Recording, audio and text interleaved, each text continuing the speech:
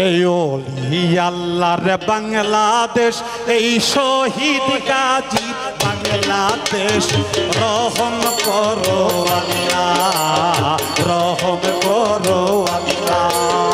আউযু বিল্লাহি মিনাশ শাইতানির রাজিম। বিসমিল্লাহির রহমানির রহিম। আদম আলাইহিস সালাম হতে হযরত মুহাম্মদ সাল্লাল্লাহু আলাইহি ওয়াসাল্লাম এবং যত পীর ওলি গাউস কুতুব সকলের পায়ে ভক্তি এবং সালাম রেখে আজকে একটি গুরুত্বপূর্ণ বিষয় নিয়ে আলোচনা করার চেষ্টা করব। ইসলাম ধর্মের মধ্যে পুনর্জন্ম নাই, কিন্তু ইসলাম ধর্ম ব্যতীত যত ধর্মগ্রন্থ রয়েছে, অন্য ধর্মের গ্রন্থের অনুসারী যারা রয়েছে, বিশেষ করে হিন্দু ধর্ম, বৌদ্ধ ধর্ম, অন্য আরো ধর্ম রয়েছে পৃথিবীর বুকে, সবাই পুনর্জন্ম বিশ্বাস করে। শুধু মুসলমান ধর্মের মধ্যে যারা আলেম সমাজ রয়েছে, মোল্লাতন্ত্র রয়েছে, এরা বলে ইসলামে পুনর্জন্ম নাই।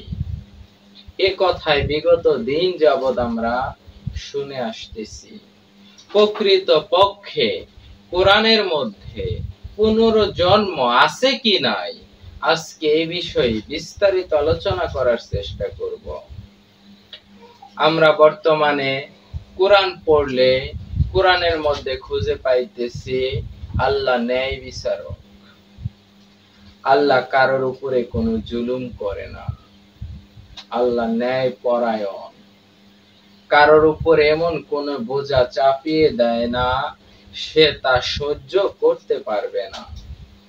তাহলে বর্তমান সমাজের দিকে তাকালে দেখা যায় জন্মের পর থেকে একটা মানুষ কথা বলতে পারে না, জন্মের পর থেকে একটা মানুষ অন্ধ, জন্মের পর থেকে একটা মানুষ বিকলাঙ্গ, প্রতিবন্ধী। এখন আমার প্রশ্ন হলো, আল্লাহ পাক বলতেছে আল্লাহ ন্যায় বিচারক, আল্লাহ কারোর উপর জুলুম করে না। কোরআনের মধ্যে অসংখ্য জায়গায় আল্লাহ পাক এরকম কথা বলেছে। তাহলে যে শিশুটা দুনিয়াতে জন্ম নিল, তার দুটি চোখ নাই, চোখে দেখে না, তার দুটি পাও নাই, সে হাঁটতে পারে না, তার দুটি হাত নাই, সে হাত দিয়ে কোনো কাজ করতে পারে না, মৃত্যু পর্যন্ত ওই ব্যক্তি বিকলাঙ্গই থাকে। তাহলে আল্লাহ পাক কি এর উপর জুলুম করলো না? যে ব্যক্তির জন্ম থেকে চোখ নিয়ে নিল, এই ব্যক্তির উপর কি আল্লাহ জুলুম করলো না? একটা মানুষের যদি চোখ না থাকে, এর থেকে কষ্টের, এর থেকে দুঃখের, এর থেকে বেদনা, এর উপরে যে অবিচার, এর থেকে বড় কোন অবিচার তো হতে পারে না। কিন্তু আল্লাহ কোরআনে বলতেছে আমি কারোর উপরে অবিচার করি না। তাহলে এই লোকটা কিসের শাস্তি পাইল? এই লোকটাকে আল্লাহ কিসের পরীক্ষা দিল? এ তো জন্মের পরেই অন্ধ, জন্মের পরেই অন্ধ। একটা মানুষ 2, 4, 20 বছর, 50 বছর যাওয়ার পরে যদি তার বিকলাঙ্গ হয়, তাহলে মানুষ বলে পাপের শাস্তি, মেনে নিলাম। কিন্তু যে ব্যক্তি জন্মের পরেই বিকলাঙ্গ, এর কিসের শাস্তি? এই ব্যক্তি একজন আল্লাহর বান্দা, আমিও একজন আল্লাহর বান্দা, আপনারাও একজন আল্লাহর বান্দা।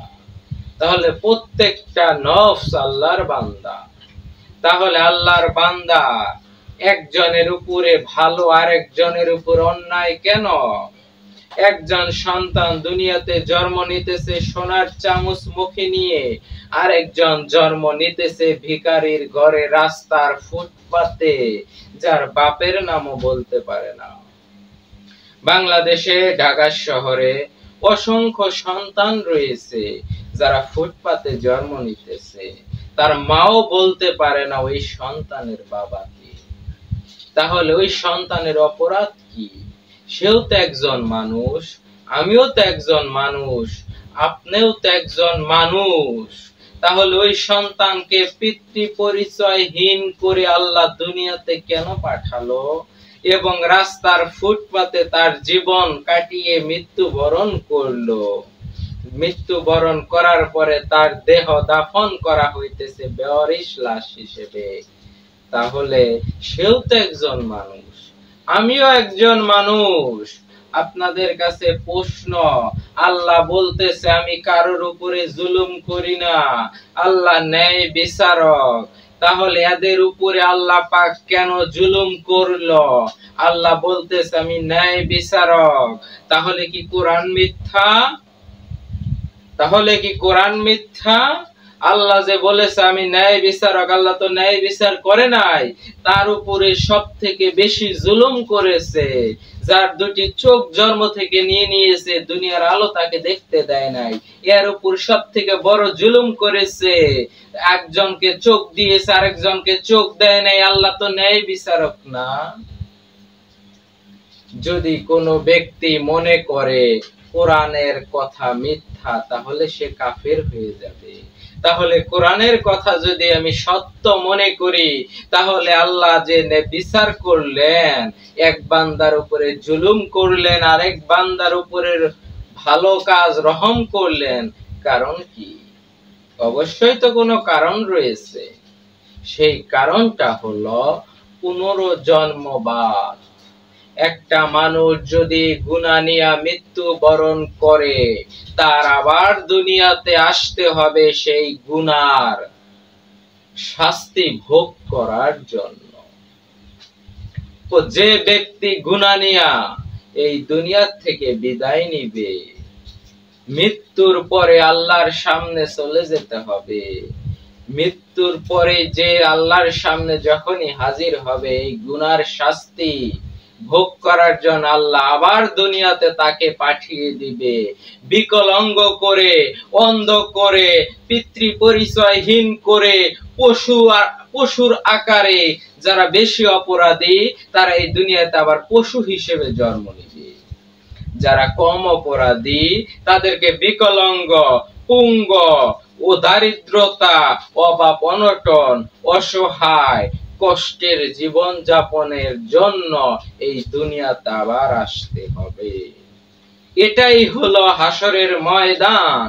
হাসরের ময়দান বলতে মাওলানারা বলে থাকে, মৃত্যুর পরে সবাই মইরা যাব, কিয়ামত হইয়া যাব, তারপর হাসরের ময়দান। এগুলা সব কাল্পনিক কিচ্ছা কাহিনী। এই হাসরের ময়দান হলো দুনিয়া। এই হাসরের ময়দান দুনিয়া। কিয়ামত শব্দের অর্থ হলো পুনর্জন্ম। কোরআনে কিয়ামত আরবি শব্দ উল্লেখ রয়েছে, আর এই আরবি শব্দের বাংলা হলো পুনর্জন্ম। আর এটাই হলো হাসরের মাঠ। হাসরের মাঠ হলো আরবি শব্দ, এর বাংলা হলো মরুভূমি। আমরা বর্তমানে যে জায়গায় বসবাস করতেছি, এগুলা সবই ছিল মরুভূমি। এ জায়গায় জন্ম নিতেছে মায়ের গর্ভে। যখন একটা সন্তান দুনিয়াতে জন্ম নেয় তখন কাঁদে, কারণ সে এই দুনিয়াতে আসলো, হাসরের ময়দানে আসলো পরীক্ষার জন্য, গুনার শাস্তি ভোগ করার জন্য। বাকি বলতে কোনো শব্দ নাই।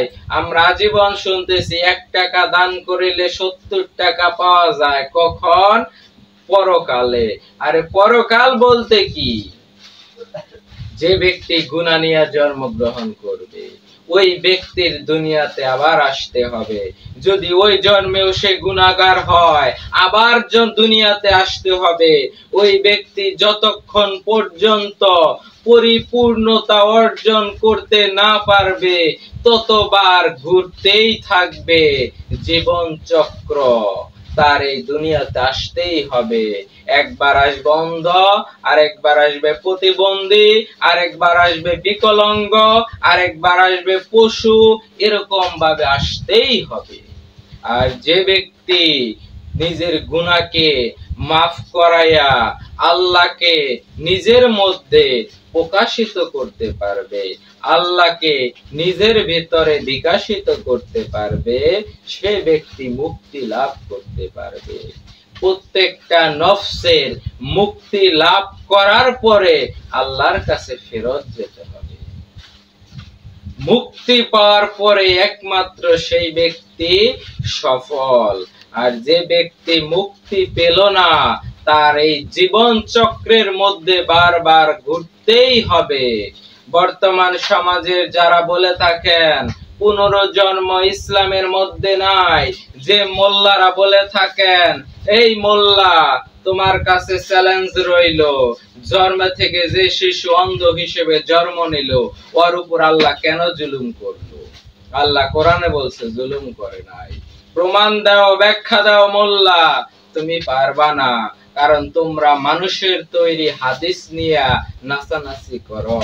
আল্লাহর বিধান কোরআন তোমরা পড়ো না, কারণ তোমাদের চোখের সামনে আল্লাহ পাক একটা পর্দা দিয়ে বেষ্টনী করে রেখেছে। কোরআন পড়ে দেখো, আল্লাহ যাদের চোখের সামনে পর্দা দিয়ে বেষ্টনী করে দিয়েছে, তারা সত্য দেখাও দেখবে না, তারা সত্য শুনেও শুনবে না। আল্লাহ কোরআনে বলে দিয়েছে। তাহলে পুনর্জন্ম ইসলাম ধর্মের মধ্যে পরিপূর্ণভাবে রয়েছে। যারা স্বীকার করবে না, তারা মুসলমান না। যদি কেউ বলে পুনর্জন্ম ইসলামের মধ্যে নাই, তাহলে কোরআনের আয়াত মিথ্যা। আল্লাহ যে কোরআনে বলে দিয়েছে, আমি ন্যায় বিচারক, আমি কোনো অন্যায় করি না, আমি কোনো জুলুম করি না। আল্লাহ কখনো কারোর উপরে জুলুম করে না। তাহলে আল্লাহ জুলুম যদি না করে থাকে, সমাজের দিকে তাকান আপনারা, তাকিয়ে দেখেন আমাদের গ্রামে অনেক শিশু রয়েছে যারা জন্ম থেকে প্রতিবন্ধী, কথা বলতে পারে না, দুইটা চোখে তারা দেখতে পারে না। জন্ম থেকে কিসের শাস্তি তারা ভোগ করতেছে? কারণ ওই আগের জন্মে তারা অপরাধী ছিল, আগের জন্মে তারা পাপী ছিল। সেই পাপের শাস্তি এই জন্মে তারা ভোগ করতেছে বিকলাঙ্গ, অন্ধত্ব হিসেবে। তাই আমরা যেন প্রকৃত পক্ষে কোরআনের সত্য জানার চেষ্টা করি। আমরা সত্য জেনে সত্যের উপরে যেন দৃঢ় থাকতে পারি। আমাদের পবিত্র মহাগ্রন্থ আল কোরআন, এই কোরআন যেন আমরা পরিপূর্ণভাবে বাংলাতে পড়ার চেষ্টা করি। আরবিতে কোরআন পড়া আমাদের জন্য জায়েজ নাই। আরবিতে পড়বে যারা আরবি ভাষার অধিকারী। আমরা প্রত্যেকেই যেন বাংলাতে কোরআন পড়ি এবং কোরআনের অর্থ বোঝার চেষ্টা করি। ধর্ম ব্যবসায়ী মোল্লা যারা রয়েছে, এদের থেকে যেন আমরা দূরে থাকি। এই বলেই আমার কথা শেষ করছি। সবাই ভালো থাকবেন। জয় গুরু।